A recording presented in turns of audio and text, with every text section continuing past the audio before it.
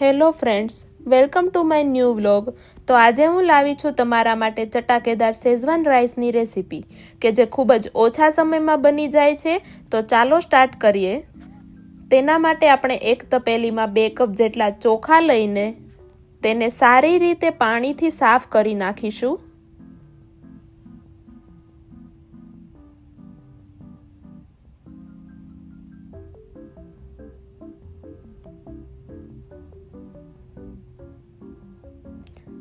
પાણીથી ચોખા સાફ થઈ ગયા બાદ તેમાં આપણે પાણી એડ કરીને તેમાં 3 થી 4 લવિંગ, 2 ઇલાયચી, 1 થી 2 નાના ટુકડા તજના અને 2 થી 3 મરી નાખી અને સોલ્ટ એડ કરી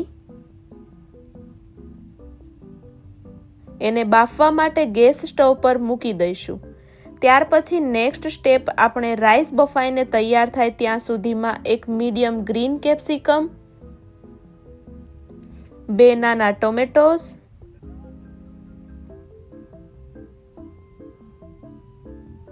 1 મીડિયમ રેડ કેપ્સિકમ, 2 નાના ગાજર અને 2 મીડિયમ સાઇઝની ડુંગળીને નાના નાના ક્યુબ્સમાં ચોપ કરી નાખીશું। આમાં તમે કોઈ પણ વેજીટેબલ ના અવેલેબલ હોય તો સ્કીપ પણ કરી શકો છો અને જો તમારે યલો કેપ્સિકમ એડ કરવું હોય તો એ પણ કરી શકો છો। મેં આમાં થોડી પર્પલ કેબેજ પણ યુઝ કરી છે। ત્યાર પછી આપણે વઘાર કરવા માટે એક પેનમાં થોડું ઓઇલ લઈને તેમાં રાઈ, જીરું,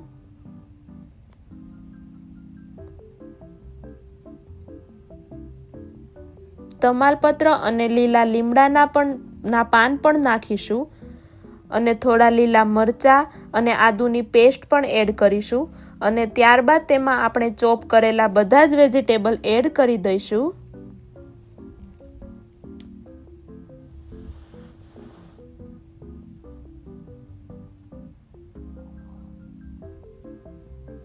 બધા વેજીટેબલ એડ થઈ ગયા બાદ આપણે તેમાં સ્વાદ અનુસાર મીઠું અને થોડું ધાણા જીરું પાવડર એડ કરીને તેને સારી રીતે મિક્સ કરીને લો ફ્લેમ પર ઢાંકીને ચડવા દઈશું।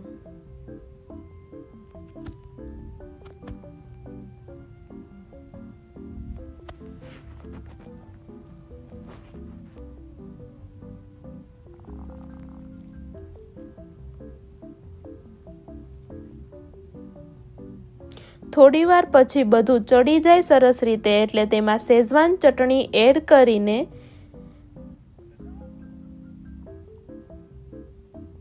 શેઝવાન ચટણીને બરાબર મિક્સ કરીને તેમાં બાફેલા વટાણા અને રાઈસ એડ કરી દઈશું।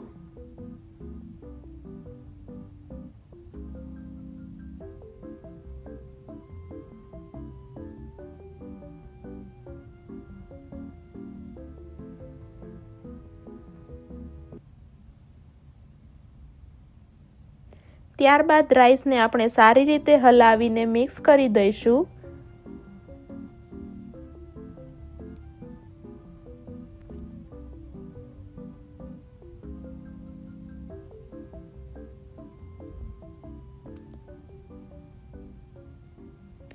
ગાર્નિશિંગ માટે આપણે થોડા લીલા ધાણાને સ્પ્રિંકલ્સ કરી દઈશું અને આ તૈયાર છે આપણા શેઝવાન રાઈસ। તેને આપણે મીડિયમ ખાટા દહીંના રાયતા અને મસાલા બુંદી સાથે એન્જોય કરીશું। તો ફ્રેન્ડ્સ, તમે આ રેસીપી એકવાર જરૂરથી ટ્રાય કરજો અને કમેન્ટમાં જરૂરથી જણાવજો કે તમને કેવી લાગી।